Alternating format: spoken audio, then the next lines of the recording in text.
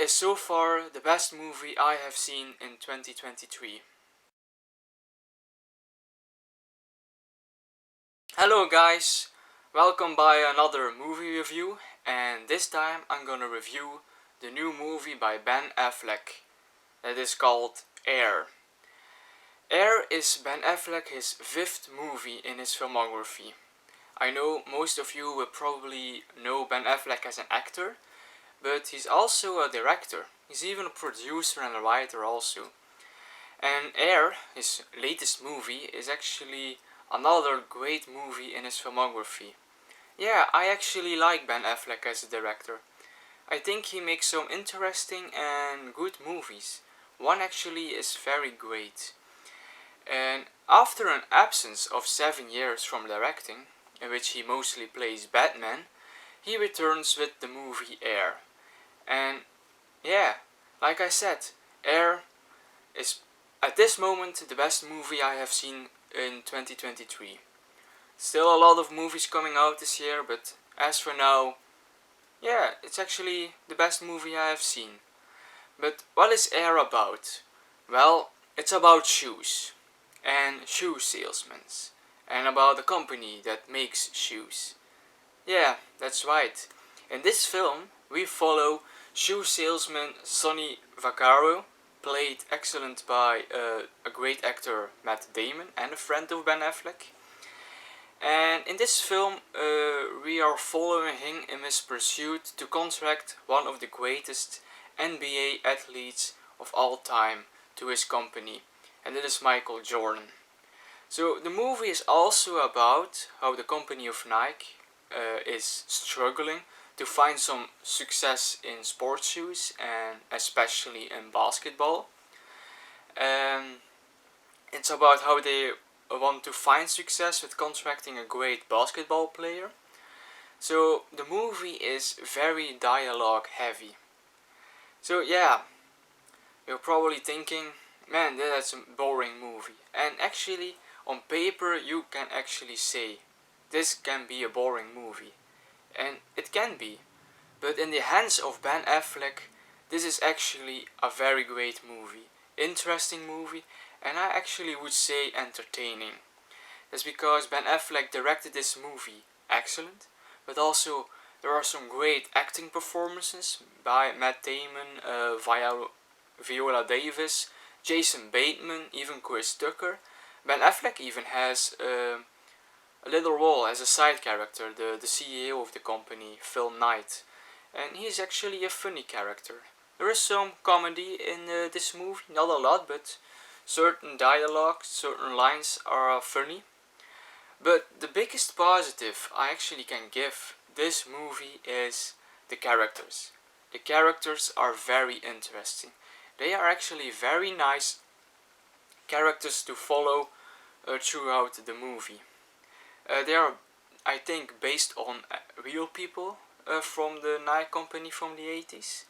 But yeah, we follow Sonny played by Matt Damon.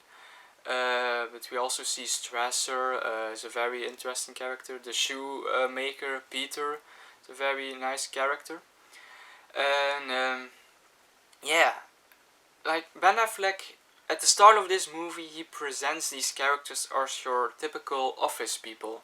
So yeah, man that goes to a building to sit at an office and do some work. At the beginning of this film, we see that. We see people sitting at the desks, going to meetings, having talks with each other about the business. So at that moment, that's all introduction of the characters. And at that time, they are not that interesting to watch. They come over as very dull, sometimes a bit boring, just office people doing office stuff. But at a certain point, our main character Sonny is tired of doing what he's doing because it's not going well at him at that moment. He has also some gambling issues. He don't see any point of him being at Nike. So he wants to do one more last thing to prove himself, to find the great athlete the company needs. And once his pursuit starts, we see a very interesting process Sonny goes to. And also the other characters, who first come over as boring office people, now are very interesting office people, like Strasser, like Howard. So yeah, that makes the movie interesting. And so yeah, great acting performances, but also the writing is very well done. It's a very well written movie. Like I said, it's dialogue heavy, so it's important that the writing is good. And that's the case in this movie. We have some excellent writing. Like I said, there is even some comedy in the dialogue in certain lines, but also more drama moments. And we also have two great monologues. Most of you will probably remember, after seeing the movie, the monologue Matt Damon gives to Michael Jordan. That's a very powerful monologue. In that monologue, he basically tells Michael Jordan a bit about his future. He actually predicts what Michael is going to go through in his career. The success, but also some failures, the criticism, and how he always is standing back from when he falls. So that's a very powerful monologue. But there's also another monologue in this movie, and I think some of you, most of you maybe, will forget that monologue. And that is the monologue that is given by Jason Bateman. And that's about parenthood, especially fatherhood, how he's dealing with his divorce, with the lack of seeing his daughter, and what he's doing for the company, and why he's not willing to take risks for his daughter, and how he is struggling with what Sonny wants. And it's acted very brilliantly by Jason Bateman, and there is also some power in that monologue as well. So, very well written movie. Also, for a dialogue movie, it has a good pace.